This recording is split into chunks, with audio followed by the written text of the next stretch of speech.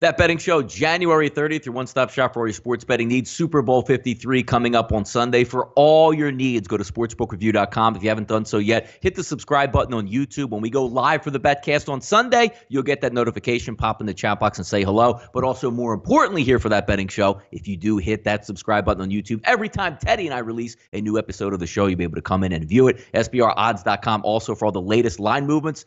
Early action here, Teddy. You're going to have to get a lot of stuff done here. You know, a lot of honeydews around the house. Get all your stuff in so you can walk out and get down on this Big East early tip. 3:30 Western out there, 6:30 Pacific. Excuse me, is it 6 or 6:30 tonight? 6:30 tonight, Teddy. So you might have a little bit of time to get out there. -2.5 sitting right now on this Marquette Butler game.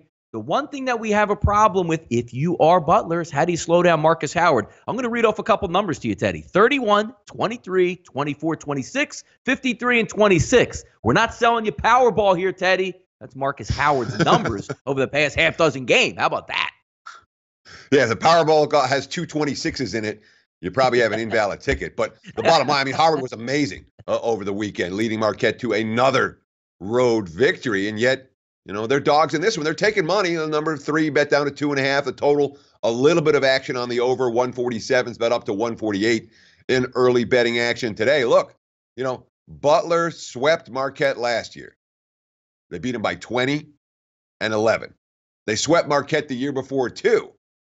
But I don't like the way this Butler team's playing right now. 0-2 their last 2. 3-6 straight up their last 9. That's not what we expect from Butler. They're down. Marquette is up. If you're riding this Golden Eagles freight train, I would keep on riding it, especially considering the fact that they're in double revenge from a pair of blowout losses a season ago. Teddy, we were taking a look at Villanova early in the season saying, hey, you know, maybe a little bit of a hangover. Looks like this team Jay Wright has not even good enough to make a run at a March Madness bid. Now, all of a sudden, on the verge of a 9th straight victory. Going to take on DePaul tonight. Favored on the road, 6.5 total of 147. Nova Sports a 4-2 straight up and against the spread record on the road this year. DePaul 9-3 at home, 6-6 against the number. Last time we saw these two teams meet up, cashing a ticket if you had DePaul at +12. Villanova really struggled at home, but this is a completely different ball club at this time in the season. Can they go into the Windy City, freezing cold Windy City tonight with Chicago and pull out this nice victory in the against another Big East foe?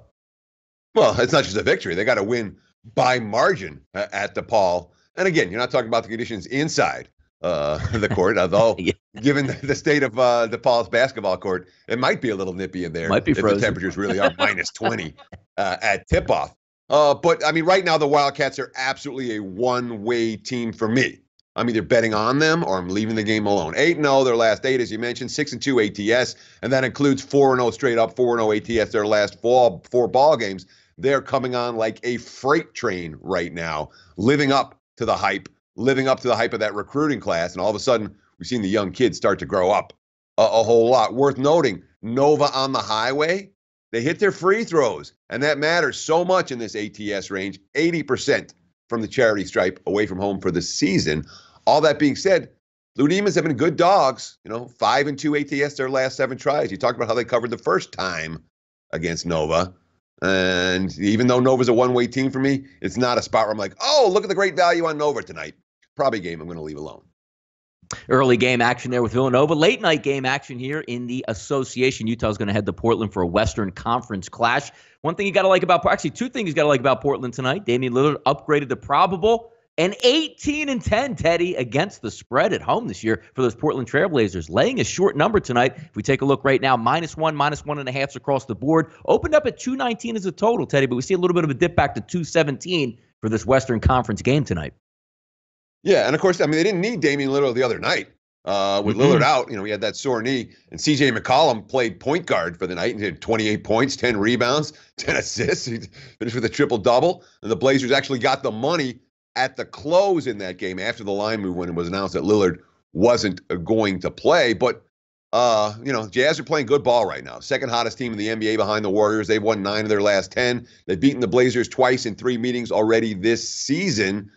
McCollum's quote, they're playing really well. Donovan Mitchell has found his rhythm in January. They played us tough all year. We're going to have our hands full. And this does feel like the type of game that's going to come down to one possession at the end of the contest.